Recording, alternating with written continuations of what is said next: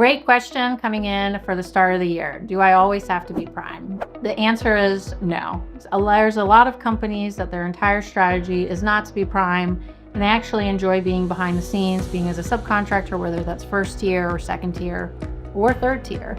You do not have to be prime. There's a lot of responsibility if you are a prime, and you want to make sure that you are prepared for that. If you're planning to be just a subcontractor because you provide either add-on services or you're just a small part in a bigger program or a bigger software build, you're an app provider, a module provider, that's okay.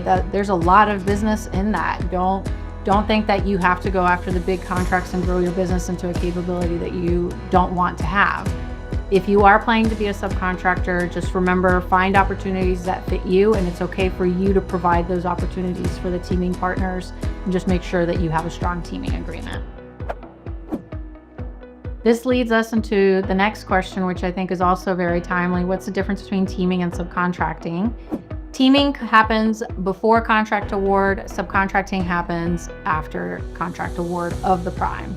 So if you are finding opportunities and you want to bring in partners, teaming partners to work with you, or if you want to be a subcontractor and you want to work with a prime, one of the things that you want to do during the capture part or business development aspect is you want to establish a teaming agreement. You may want to wait until the solicitation is actually posted, but I do advise at least to get all the business terms first agreed upon before initiating that, because it can take a long time to negotiate a teaming agreement, especially if you're negotiating work share, first right of refusal, or some kind of rates. Make sure that you really talk to your teaming partner of what it's going to look like when you do execute the work, because it's going to help you in your proposal preparation. It's going to help you make sure you allocate the right resources and that you understand the compliance. Subcontracting happens after contract award. So if you have someone coming to you asking you to do a teaming agreement and you know they've already won the contract, only caveat is if it's delivery orders on an IDIQ, that might be a little bit different. But in general, if the contract award has been made, you do want to look for a subcontract so you can actually start the work and start doing the work since the funding and the authorization is already there. Again, here you want to really focus on negotiating your rates. You want to focus on negotiating your intellectual property. And just know that once you negotiate this, you have to be ready to start work when the period of performance starts. So how do you choose the right teaming partners is, of course, another really great question.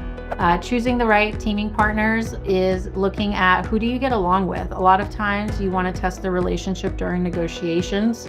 Are they agreeable to what your terms are? Are they able to explain to you what the client wants? Or the other way around, can they explain to you why they're negotiating a certain way and what risks they're trying to avoid? See if you have a good vibe check with the other party. Make sure that you actually get along with them. Do they have good past performance that is relevant? Is the work that they're planning to provide the government, have they executed that successfully?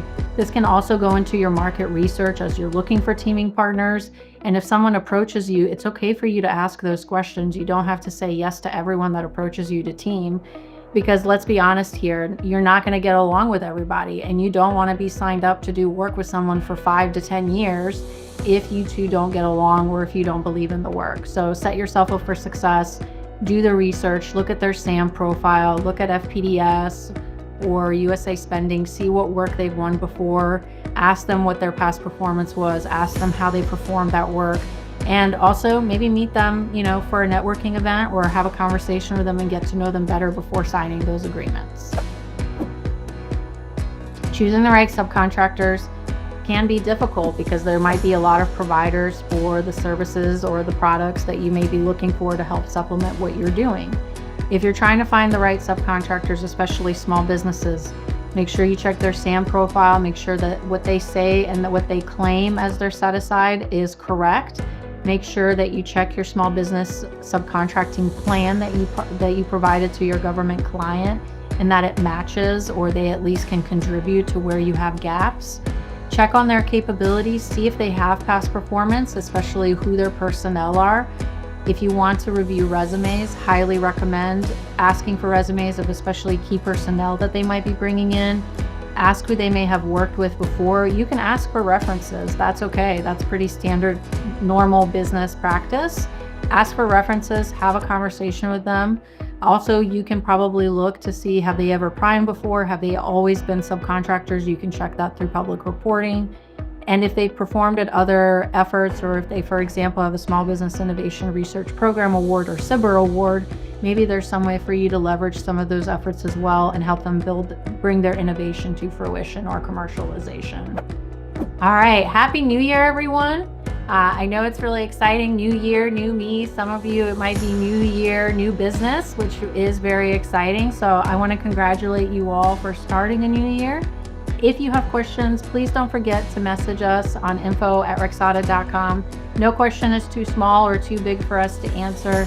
We really want to make sure that you're set up for success and that you are able to dominate this year and conquer those opportunities that you've been tracking now and been doing a diligent job reading the budget and the NDAA.